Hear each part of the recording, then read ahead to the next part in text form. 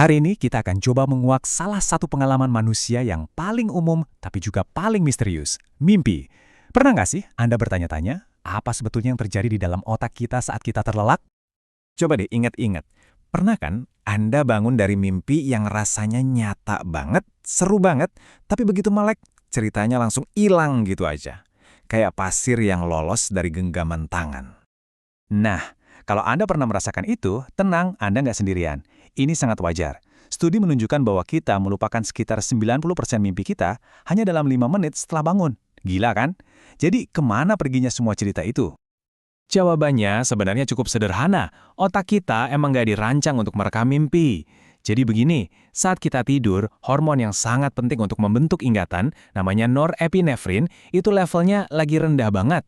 Makanya, kecuali kita kebangun pas lagi seru-serunya mimpi, ya kenangan itu nggak akan pindah ke memori jangka panjang kita. Oke, jadi kita udah tahu kenapa mimpi gampang banget lupa. Tapi, sebenarnya dari mana sih mimpi itu datang? Nah, untuk memahaminya, kita perlu masuk dan mengintip pabrik mimpi di dalam otak kita, yang mulai beroperasi setiap malam. Jadi, tidur kita itu bukan cuma sekedar merem dalam waktu yang lama. Tidur itu punya siklus, ada 4 tahap yang kita lalui berulang kali. Kita mulai dari tidur ringan di tahap 1 dan 2, lalu masuk ke tidur yang sangat lelap di tahap 3. Disinilah tubuh kita memperbaiki diri. Dan puncaknya adalah tahap 4 atau tidur REM, di mana sebagian besar mimpi kita yang paling hidup dan jelas terjadi. Meskipun mimpi bisa terjadi di tahap manapun, acara utamanya, mimpi-mimpi yang aneh, emosional, dan terasa seperti film, itu terjadinya pas tidur REM, atau Rapid Eye Movement. Nah, ini bagian yang paling menarik. Selama tidur REM, bagian otak kita yang mengurus emosi dan memori, itu lagi aktif-aktifnya, lagi on fire.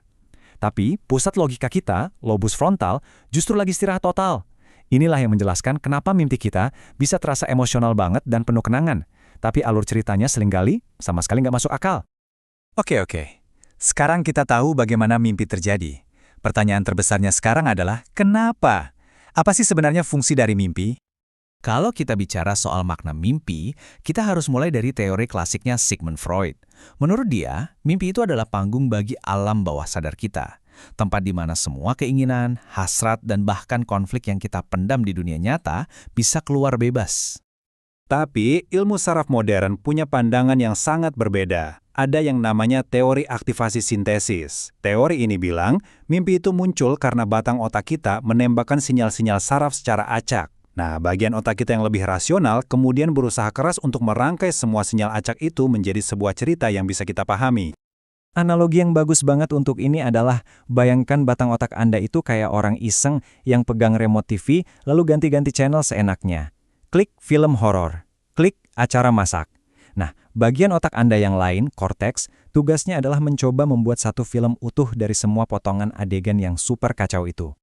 Dan ternyata perdebatannya nggak cuma di antara dua teori itu, ada banyak gagasan lain. Beberapa ilmuwan percaya mimpi itu cara otak kita memproses informasi, semacam beres-beres file dari semua yang terjadi seharian.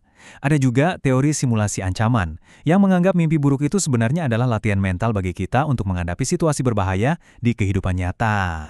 Dan ternyata, fungsi mimpi untuk memproses ingatan ini sangat penting loh. Buktinya, ada studi yang menunjukkan bahwa orang yang bermimpi tentang sebuah tugas baru yang mereka pelajari, misalnya menavigasi labirin virtual, besoknya performa mereka dalam tugas itu meningkat secara signifikan.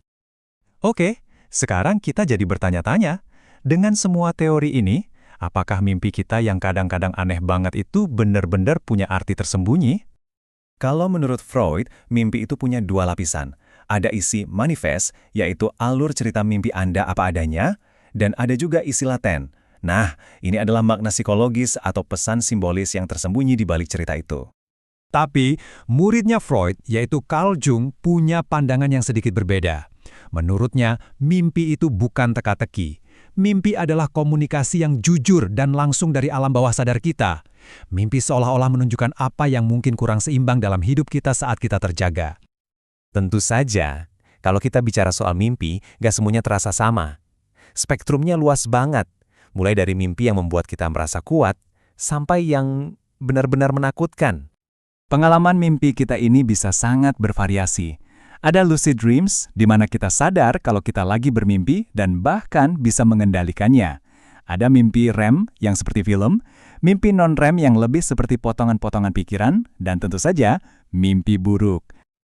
Nah, kalau soal mimpi buruk, ini bukan cuma sekedar cerita yang nggak enak. Seringkali, mimpi buruk itu adalah cerminan dari kehidupan nyata kita. Stres, kecemasan, trauma, kurang tidur, bahkan obat-obatan tertentu bisa jadi pemicunya. Dan dampaknya pun bisa sangat fisik kan? Kita bisa terbangun dengan jantung berdebar kencang dan keringat dingin. Jadi, pada akhirnya, entah itu untuk memproses emosi, memperkuat ingatan, atau berlatih untuk bertahan hidup, mimpi jelas merupakan bagian yang sangat penting dari kehidupan mental kita. Hal ini pun meninggalkan kita dengan satu pertanyaan menarik untuk direnungkan. Jika mimpi adalah tempat latihan bagi otak, kira-kira malam ini Anda sedang mempersiapkan diri untuk apa ya?